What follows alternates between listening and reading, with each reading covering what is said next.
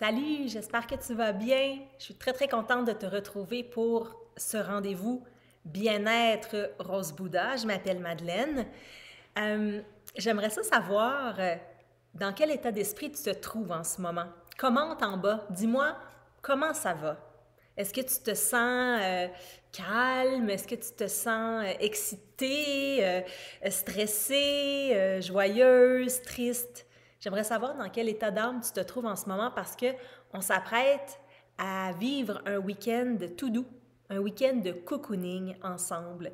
Je vais te guider pour que tu puisses t'envelopper dans une espèce de petit nid douillet de douceur pour une fin de semaine spéciale.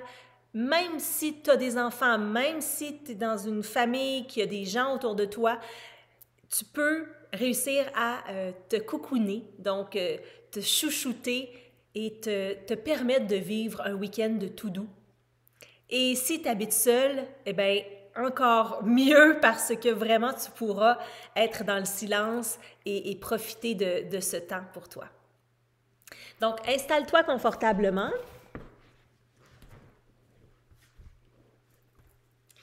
Moi, je me sens assez calme aujourd'hui, assez sereine, assez joyeuse. C'est un beau début de journée et je suis contente d'entrer dans le week-end avec toi comme chaque semaine. Vraiment, j'adore vous lire.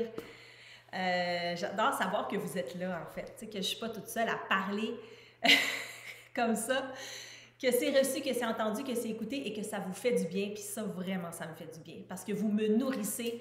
J'en suis certaine, beaucoup plus que moi, je peux vous nourrir. Alors, le cocooning.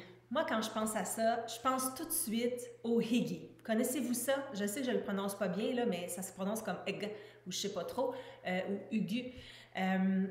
H-Y-G-G-E. H-Y-G-G-E. Le hygge, c'est une façon de vivre à la danoise. Bon, ben, dans tous les pays scandinaves, mais les Danois sont les champions du hygge. Et le hygge, c'est vraiment une façon de voir la vie et de s'entourer de tout ce qui est chaleureux, de tout ce qui est comme confortable, cosy.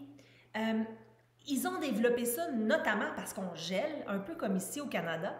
Hein, on a les mêmes températures, donc il fait froid, puis on a le goût d'être en dedans, puis on a le goût d'être à l'intérieur, mais d'être super confortable. Fait que le hygge, c'est être entre amis, alors recevoir des gens dans notre maison, cuisiner des plats réconfortants, donc des ragoûts, des légumes, de la viande, c'est chaud, il y a de la sauce, c'est avoir beaucoup de couverture dans sa maison, beaucoup de coussins, et surtout, le plus important de lifestyle hygge, c'est la chandelle.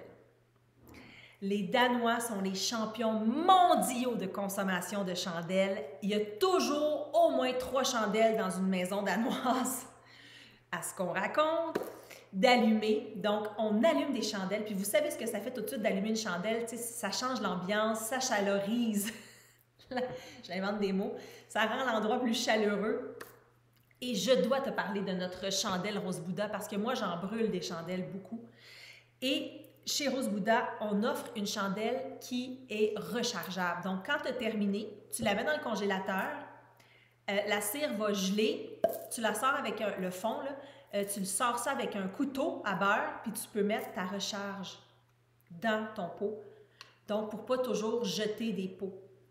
Donc, moi, je fais attention pour acheter des chandelles réutilisables. Comme ça ici, c'était une chandelle de chez Mimi et Auguste.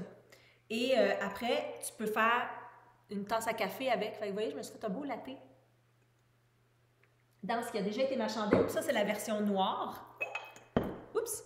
De Mimi et Auguste. Puis regardez, là, c'est encore la chandelle. J'ai bientôt fini. Puis je vais pouvoir avoir ma tasse à café. Donc ça, c'est ça qu'il faut faire quand on veut faire brûler beaucoup de chandelles et surtout s'assurer de ce qu'on respire. Il faut que ce soit des chandelles de soya naturelles avec des huiles essentielles de préférence ou des arômes naturels parce qu'il ne faut pas non plus respirer de la cochonnerie. Hein? Donc voilà pour ce qui est de la chandelle, très important dans le hygge. Dans le hygge, dans l'idée d'être en cocooning, il y a aussi l'idée de lecture. Donc, de s'arrêter, de prendre un bon livre, de prendre un magazine. Si ça fait longtemps que tu n'es pas allé t'acheter un magazine, là, va t'acheter un magazine pour ce week-end. Il y en a tellement des bons magazines de sciences, d'art, de bien-être. Donc, un livre, un magazine, parce que la lecture, ça porte à s'arrêter, ça porte à se mettre dans le divan, donc à se déposer, à s'envelopper d'une doudou et à passer plusieurs minutes à entrer dans un univers. J'ai quelques livres à te suggérer, peut-être que ça peut t'inspirer. Quand je parlais de danois, The Danish Way of Parenting, ça c'est un livre qui parle du hygge, qui parle de la façon, de la philosophie danoise de vivre et donc d'éduquer les enfants un peu dans cette idée-là. Et c'est super intéressant, je voulais t'en parler. Les livres de Nicole Bordelot, tous les livres de Nicole Bordelot, ça se lit super bien, c'est tellement vrai, c'est tellement authentique. Et les enseignements qui sont dans ces livres sont vraiment essentiels. Donc, une étude des doubles expresso, c'est un de mes préférés. Il y a vraiment beaucoup de stock là-dedans. Tu sais, moi, je plie les pages, je plie les coins de tous mes livres là, quand je lis des livres où est-ce que j'apprends des choses. Puis, c'est parce que tous les coins sont pliés dans le livre de Nicole Bordelot. J'ai adoré ce livre-là de Kate Flanders, The Year of Less, l'année de moins, où est-ce qu'elle a arrêté de consommer, arrêter d'acheter des choses, diminuer énormément donc son apport en biens matériels et comment elle a fait ça et comment elle a vécu ça. Donc, dans une pensée de bien-être, de cocooning, il y a aussi laisser tomber la consommation, ne pas se faire avoir par les pubs de maquillage, puis de diète, puis de tout ça. J'ai aussi adoré ce livre de Carl Honoré, Lenteur, le mode d'emploi, donc un petit livre de slow living. Si tu t'intéresses au yoga et à la méditation, tu pourrais te plonger dans l'univers de Patanjali. Donc, c'est tous les grands... Ça a été le premier à écrire sur tous les grands principes du yoga et surtout la philosophie. Donc, c'est un livre ultra complexe, philosophique, mais c'est parfait dans une fin de semaine de cocooning où tu as le temps de te concentrer puis de t'arrêter. Si tu as une famille, si tu n'es pas seul chez toi, fais-toi des blocs. Tu as le droit entre 7 et 9. Tu as le droit entre 1 et 3. Et tu as le droit le soir d'avoir des blocs pour toi, pour faire ton week-end de cocooning. Puis tu les avertis, tu avertis tout le monde. Cette semaine, je fais quelque chose de spécial, je m'occupe de moi, je me dorlote, parce que c'est ça le cocooning, c'est se dorloter. Alors, je vais avoir des blocs où je ne serai pas disponible. J'adore aussi tous les livres de Christine Saint-Laurent. Ici, c'est Nature et Ayurveda. Donc, elle réfléchit sur l'Ayurveda qui est comme la médecine chinoise, mais de l'Inde, donc la médecine indienne traditionnelle. Donc, ça, là, tu te plonges là-dedans, les huiles essentielles, la nutrition, les saisons, les cycles. C'est vraiment beau. Et je ne sais pas si tu connais Catalina Danis, qui était une mannequin qui est devenue une grande professeure de yoga. Et j'ai adoré ce livre, Le yoga, mon rituel de vie, dans le cadre d'un week-end cocooning. Encore une fois, un livre où j'ai souligné des choses, où j'ai plié des coins de page. Donc, trouve-toi un livre qui te branche, qui te tente. Achète-toi un magazine et mets ça dans ton horaire. Donc, on s'allume des chandelles. On se trouve de la lecture. On sort nos coussins, on sort nos couvertures les plus confortables, les plus laides peut-être, mais les plus confortables. On se cuisine un plat réconfortant. Ça peut être une soupe vide frigo, on met ce qui nous reste dans le frigo. Ça peut être tout aussi simple qu'un pâté chinois. Quelque chose qui te réconforte. Donc, ça fait partie du cocooning, du bien-être, de manger chaud et de manger en pleine conscience. Dans ta fin de semaine cocooning, je veux aussi que tu réussisses à aller prendre une marche. Si tu es près d'un parc, si tu es en nature, essaie de te rendre là où il y a des arbres parce qu'il existe ce qu'on appelle, le vrai nom, c'est le Shinrin-Roku. Le Shinrin-Roku, c'est le bain de forêt. En français, ça veut dire bain de forêt. Et c'est le fait de se rendre en nature pour respirer l'air et recevoir tout ce que les arbres rejettent, qui serait très bénéfique pour la santé de l'homme.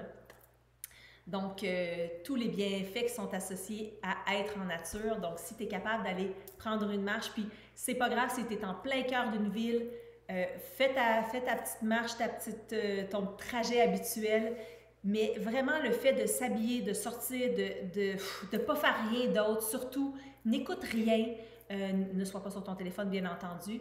Juste marcher, puis vraiment te rendre compte des pas, donc du poids de ton corps sur tes pieds, du dépôt du talon, d'aller jusqu'au bout des orteils, puis vraiment y aller dans une marche méditative où tu te rends compte du transfert de poids. Donc, que tu t'en vas d'un côté à l'autre, que tu déposes, que tu soulèves, donc de rentrer dans ton mouvement, dans ton corps pour sortir de ta tête, pour ne pas aller essayer de régler des problèmes qui vont être lundi matin. Parce que de toute façon, ça ne changera rien, tu vas juste t'inquiéter. Donc, prendre une marche, ça fait partie de ton week-end cocooning. Bien entendu, quand on parle de cocooning, on parle de bain. Alors, en fin de semaine, si tu as accès à un bain, tu vas prendre un bain. Si tu as de l'huile, de la mousse, du sel d'Epsom, quelque chose que tu peux mettre dans ton eau, je t'invite à le faire. Allume-toi des chandelles. Tu peux te mettre un peu de musique ou des mantras, mais rien de trop excitant ou qui te fait penser à trop d'affaires. Et on se plonge dans l'eau chaude. Pour certains d'entre nous, ça fait des mois qu'on n'a pas pris de bain. Alors, mets ça dans ton agenda de week-end cocooning. Dans ton week-end cocooning, tu peux aussi inviter des amis pour un 5 à 7 ou pour ton souper réconfortant. Les amis, ça fait vraiment partie de la joie de vivre, du bonheur de vivre, hein? Échanger avec les autres, prendre un bon verre de vin nature, parler de nos problèmes, rigoler, écouter surtout les autres, être présent pour nos amis. Si tu as la chance dans ton week-end cocooning d'inviter quelqu'un ou quelques personnes, je t'invite à le faire. Et en terminant, dans ton week-end cocooning, j'aimerais que tu prennes quelques instants pour méditer. Une vraie méditation que tu peux faire à l'aide d'un mala. Je ne sais pas si tu as un bracelet mala ou un collier mala. C'est pas grave si tu n'en as pas, il n'y a pas de problème. Mais ce que j'aime du mala, c'est qu'on peut suivre nos pensées ou nos pensées dans le sens nos mantras, donc ce qu'on va se répéter intérieurement, ou suivre nos respirations. Donc, on commence à un endroit qu'on détermine et puis à chaque fois qu'on inspire et qu'on expire, ben, on fait glisser une bille comme ça sous notre doigt pour suivre nos respirations et on se rend compte là, quand on a terminé qu'on revient à notre point de départ. Donc, c'est juste pour ancrer la pensée, pour donner quelque chose à faire à notre hamster mental. Donc, on lui dit « occupe-toi de gérer ça, là. » Comme ça, on va moins penser à autre chose, puis on va pouvoir se concentrer sur notre respiration. Ou si vous décidez de répéter un mantra, je suis calme, je suis patience, je suis calme, je suis patience. Et on peut faire le tour comme ça de notre bracelet ou faire une partie de notre mala ou le mala au complet qui comporte 108 billes, donc 108 fois on répète ou on respire. Donc, si vous êtes capable de le faire une fois le samedi, une fois le dimanche, et juste voir ce que ça vous fait. Voir comment vous vous sentez après, voir ce que ça apporte en vous. De pratiquer la méditation une dizaine de minutes, une fois le samedi, une fois le dimanche. 10 minutes juste en respirant et en portant attention à notre respiration. Et si vous avez envie de répéter un mantra, si ça vient, si ça vous dit, ben, vous y allez. Vous pouvez répéter votre mantra là, durant les 10 minutes. Donc, voilà ce que je vous propose pour ce week-end tout spécial. Un week-end cocooning, que ce soit ce week-end ou un autre le prochain. Vous gardez ça en tête et quand ça vous adonne, vous pouvez mettre en pratique ce week-end cocooning. Dites-moi, qu'est-ce que vous allez faire pour vous cocooner, pour vous dorloter en fin de semaine? Écrivez-moi en commentaire qu'est-ce que vous pensez faire. Qu'est-ce qui vous branche dans ce que je vous ai proposé? Qu'est-ce que j'ai oublié? Hein? Faire une sieste? Ça, c'est un bel oubli, ça, parce que c'est le fun en titi, faire une sieste le samedi après-midi.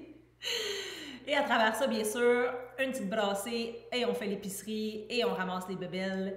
Mais au moins, on est conscient que c'est un week-end spécial puis qu'on s'accorde du temps. Et c'est ça l'essentiel.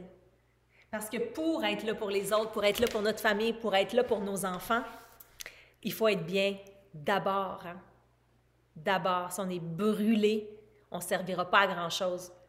Donc, il faut prendre le temps. Puis c'est important même de le dire à nos enfants, puis de leur apprendre que hey, maman aussi, elle est importante. Maman aussi, elle doit se reposer. Maman aussi, elle doit faire des choses pour elle. Donc là, je vais aller prendre mon bain. Ne me dérange pas pendant 30 minutes. Puis après ça, on pourra faire quelque chose ensemble. Alors, qu'est-ce que vous allez faire en fin de semaine ou la fin de semaine prochaine pour prendre soin de vous, pour vous dorloter? Je veux vous lire. Je vous remercie du fond du cœur d'être là tous les vendredis comme ça pour notre pause bien-être Rose Bouddha. Merci beaucoup, beaucoup, beaucoup. Et si vous avez le temps, je vous suggère de faire une petite méditation, là, juste là à l'instant, 5 minutes, juste pour laisser déposer tout ce que je viens de vous dire profondément en vous. Je vous embrasse. On se retrouve la semaine prochaine. Ciao!